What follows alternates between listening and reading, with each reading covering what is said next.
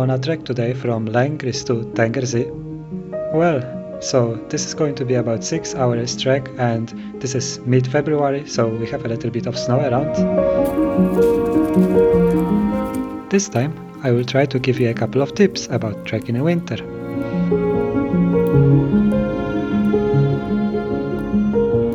To comfortably walk in these conditions, you probably will want to take some trekking poles with you, and these are actually quite essential. And they help a lot when going uphill, when going downhill, and this condition also they will help you not to slip down on your way. So another important thing when you'll be trekking in mountains in winter are proper shoes. And the shoes I have here with me, they have the trekking backpacking index, so they're almost the highest level of advancement or whatever we can call it. So this kind of shoes plus some gaiters, as I have here, will get you comfortably around, and if you add the trekking poles, you should be absolutely fine on a simple winter trek like this one.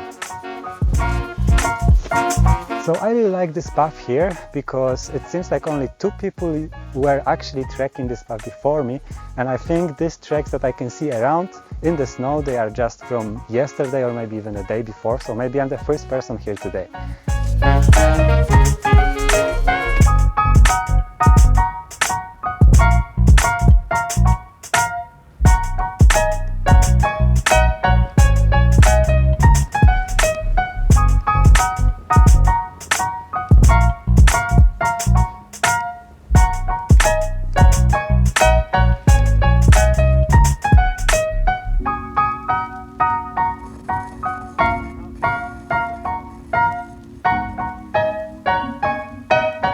Earlier I said that there were probably 2 people before me on this path here, but as it appeared a little later, I was actually wrong, and this was 1 person who went back, and I'm now the first person on this path.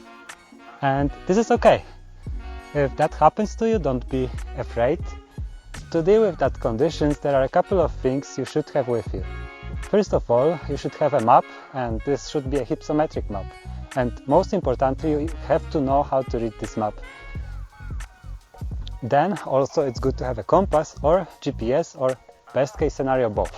Now, one important thing to keep in mind if you prefer to have your map on the phone instead of some paper map, if it's cold, then the batteries are getting discharged a little faster than normal conditions. So it's important, or I would say crucial, to have some power bank with you just as a backup.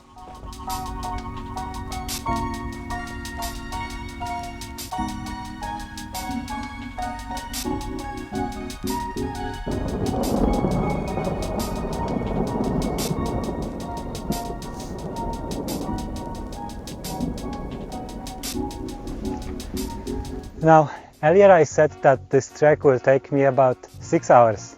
That was a little lie, because this trek actually would take 6 hours if we would have good conditions. But because I'm the first person here, actually we would have to think that it won't take 6 hours, as it's set on the map or on your guide, but it might take easily 12 hours.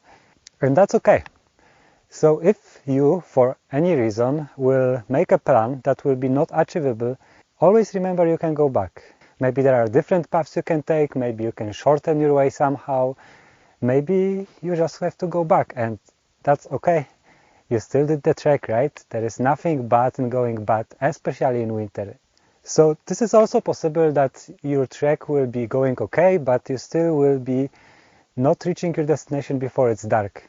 Trekking at night is nothing bad, however, trekking when you didn't plan to trek at night, this might be scary. So always be prepared.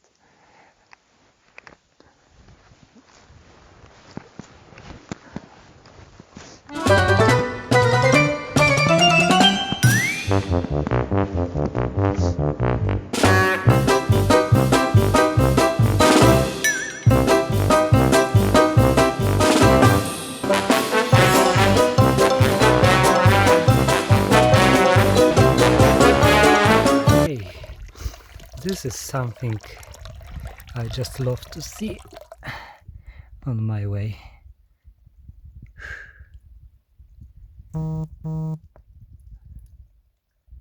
Fresh mountain water. possibly clean.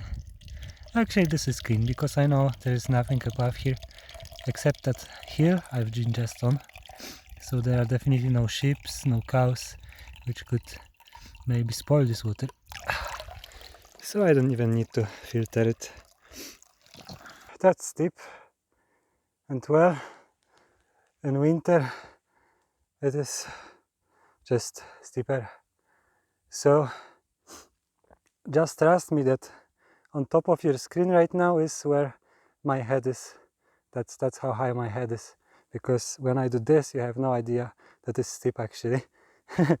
It looks like it's not steep whatsoever, but it's actually crazy steep. I can tell already the views justify the effort. Whew.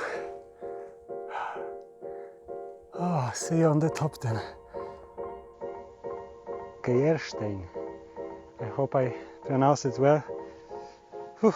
So, that's how it looks on Geierstein.